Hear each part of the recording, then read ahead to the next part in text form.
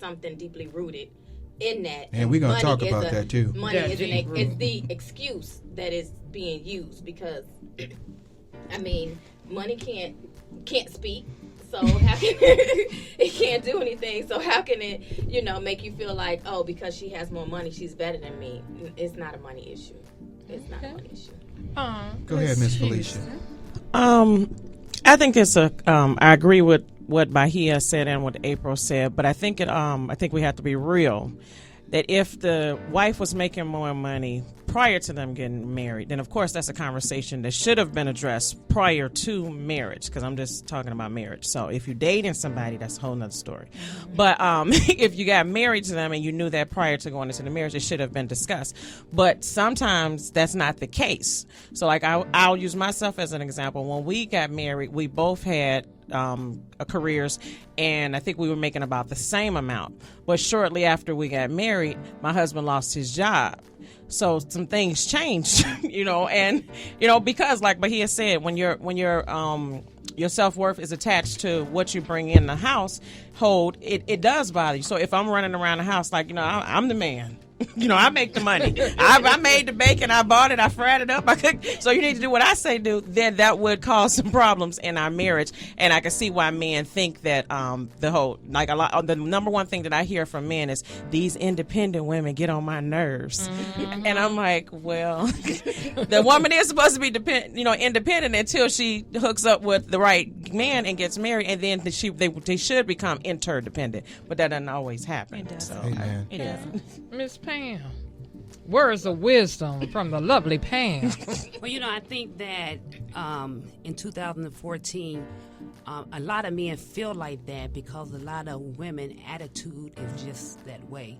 Mm-hmm. Sometimes arrogant and lifted up, even brag about the fact that I make more. You're a humble wife for 1 minute, but the minute the argument break out, then I was taking care of myself before I got with you. I really don't need you. I make my own paycheck and begin to throw all those things. I really make more money than you anyway if we really want to put it all on the table. So we get all that, all that going and all the network going on, and all that going on now, as a reminder. But at the same time, it's a stab wound. Mm-hmm. It's a stab wound to that man each time that you go back there and say, you make less. And so in all actuality, what that man is feeling like, you can't take care of your family. Mm-hmm. You can't take care of your family. If it weren't for me, that we wouldn't even be making it. But the wife failed to realize this. But if it weren't for him, you wouldn't be making it either.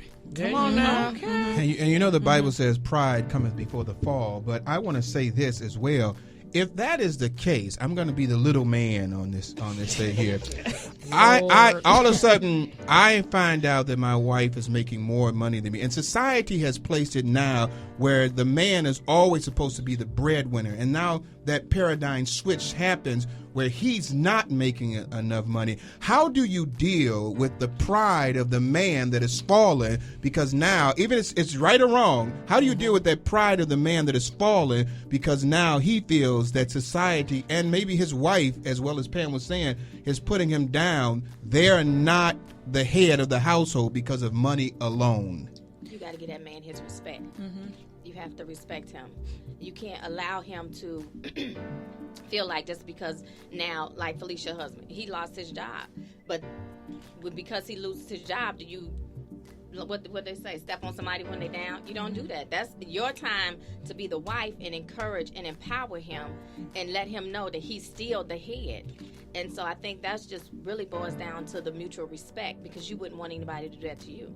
Well, I want to say most men that I spoke to regarding this subject said that their ego is shot. They feel emasculated because, one, they are the breadwinners of the household. And as Rick said, society placed it that way. And then in a spiritual marriage, if you're a Christian and everything is God, the man, then a woman, it seemed like the roles shifted a little bit. But if you know your household, like I said, it's all going to the same pot. And the egos need to really step to the side, because I believe if one person is working and she holding it down to cover the household and he gets that job, he's not making as much. It's like, until you tell someone, who knows, who cares? Right. You know, Exactly. nobody go around. I'm Superwoman and I make $40,000 more than him. Right. He ain't even your husband no more. He's him. Now, hey, wait a minute. Now there are some women that do that. Though. Yeah, They will throw that out there, like Pam said. They'll let you know, hey, I'm making $40,000 more. I don't need a man. Yes, And you you'll do. hear But that sometimes.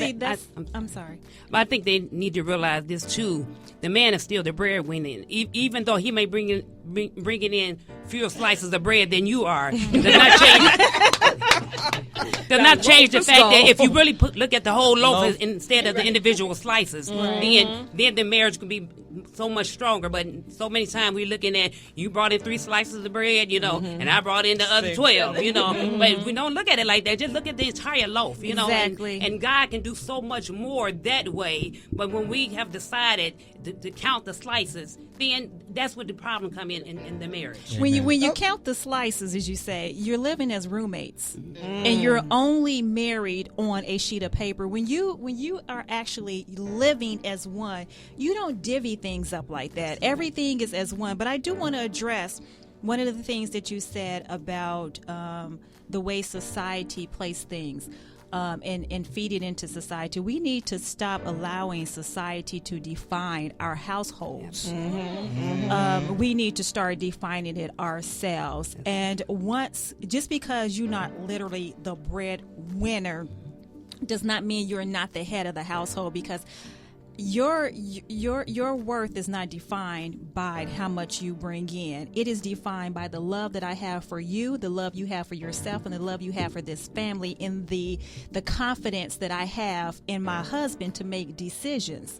And that's what I need. And when you are not if something were to happen where your income decreases, and it may, and women may actually be head of the household, because it does say 40% of women with children are head of the household. That's a lot of percent. You have to define your expectations of each other. You have to, as some people would say, pull your weight. But more importantly, work as a team. Is that me, or did we not hear from the man? Well, you heard from the little man, me. No, have we not heard from the big man? Oh, I'm talking about. Yeah, Okay, I thought it was me. I was so busy. I thought I missed something. She calling you out? I'm sorry. Go ahead and say something. Okay, I was just wondering. I thought I missed something. I'm sitting here absorbing all this. Yeah, He was trying to we got an attack plan. That's we got right. an attack plan. You know, I'm listening to everybody, and everybody's making some valid points.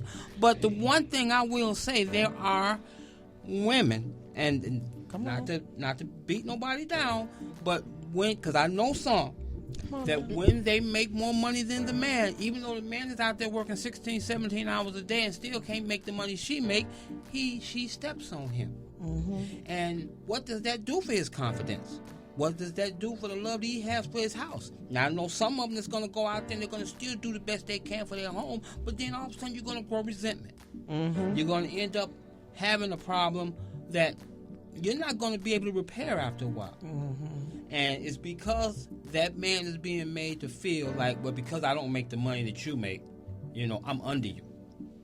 And sometimes it's not fair. But what about the other man? Because, you are a royalty over here, and my husband is a royalty, too. I didn't call you little man, boo. I was just standing up for the men and man. I was just standing up for the little man. That's all. Slip of the tongue. Slip of the tongue. A Freudian slip. Right. Slip of the tongue. But what I was trying to say is, you two are royalty with some other good men out there, probably the husbands of the beautiful wives that's sitting here. But you have some men who love it. They don't do nothing. They leech off of their wives. Stop talking about me. Come on. No, baby, you holding it down. Now, but you got those men out there who would love for they want to bring home the bacon, stir it up, fry, and they don't even want to work. They quit their job. You got it. As they said on a TV show, they that lean back type of man, and they don't want to do nothing. They don't want to pay a bill. They don't want to help around the house. That woman out there working a 9 to 5, frying that bacon in the pan, coming home, still cooking, still cleaning. He's sitting on the couch. What you say about that man, Reggie? We have those. That's that. Hey, they do exist, and it's up to that woman to define herself. If she's gonna accept this, then you have those people that will leech off her. Hey, I got friends that will go out there and take advantage of his wife because she's gonna do everything for him. He goes as far as cheating. Yeah, that's something else we got to get another on. show. Yeah. As far as cheating, That was last and week. it's okay. All right, forget all that. Did you cook? Did that bill get paid? Yeah. That's what I'm talking Right. about. Yeah. Hey, it's getting cold in here. I got to turn up the heat. You sure that bill is covered? It's like that. And then if she's going to sit back and say, well, okay, despite the fact that you were cheating, despite the fact that you were doing all this, I got to make sure that everything is taken care of. That's a poor man. That's a sorry man. At the same time, if you accept that man, then the fault lies with you. Amen. I want to tell my good friend out there, Brian, who let us know we're having some static out there. We heard you, man. We're working on it as best as we can.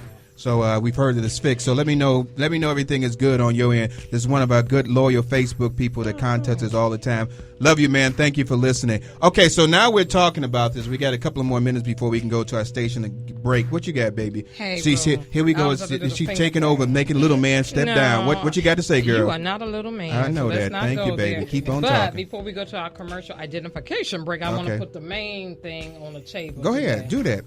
Looking for a good cause? Support the McCain train. There you go, girl. We are looking for sponsors, and we are asking for love offering to support our show. You can donate $25 a month to help support the show or whatever God placed in your heart. Please send all love offerings to the Let's Stay Together Show, P.O. Box 902, South Island 60473. Now, we are also looking for sponsors. I'm repeating that. Looking for Needing sponsors. Praying for sponsors. Praying He for shout out by hey sponsors. sponsors. And I just want to finish with some quick announcements here.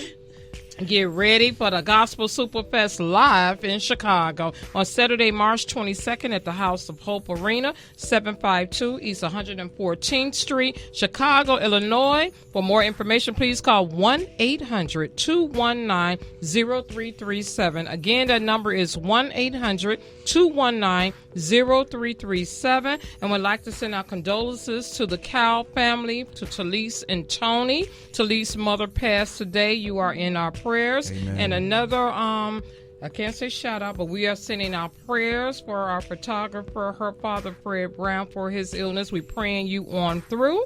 And next week's show, got to say it now because I believe after this break, we're going to be into some deep, deep stuff. But next week's show is about you, me, or he or she, when your past keeps creeping into your present relationship. Ooh. And that money might be the issue too. Yes. Anyway, so. Hey, we've seem like we've got a caller. We're going to try to go to the caller real quick before we go to the station identification break. Hey, caller, welcome to the Let's Stay Together show. Hey, this is Brian. Hey, Brian, this is my Facebook buddy. What's up, man? How you doing? Hey, how you doing? I'm glad to hear your voice. Is it much better out there now? You know what? I crossed over from Illinois, and as soon as I hit Indiana, it was like a veil was lifted. Hey, man, let me tell you something now. So you're saying that Indiana is doing a great job with our broadcasting. We appreciate that. Hey, Brian, what you got to add to the subject, man? I was wondering if I could add a little perspective on that pride point, I suppose. Oh, man, you are a loyal listener. You can add whatever you want to. Go ahead, man. Well, I'm in this situation, my wife and I, that you guys are talking about tonight. My wife is in very good employment, and I'm very much underemployed. And for us, I think the pains and the hurts of the topic really aren't in terms of the difference of the money. It's very much that I just don't, I can't seem to find the work that I enjoy, you know? And I go job to job, and meanwhile, I'm very happy for my wife. She does bring in more income, but why I'm happy for her is that she loves her work. And I want that too. And that's where it's sort of the pride and the pain and the arrows to the ego really hit. And they hit home deeply, you know? Yeah, and I appreciate that, man, that you to share that with us, because I'll tell you before, I also have been, unemployed. There was one time I was unemployed so many times I thought that was my middle name, because I was going in and out of jobs. But the great thing about it is God is always provide. He said he'll provide all of our needs according to his riches and glory in Christ Jesus, and he's always provide. So, Brian, I know for you that God is going to find that job that you're passionate about and that you love, and we're going to keep on praying for you, man. Keep on listening. I love you that you're constantly listening and listening to the show, and we appreciate you. Okay, man? Love you, Brian. Keep it up, guys. All right, Thanks talk so to you much. soon, man. All right.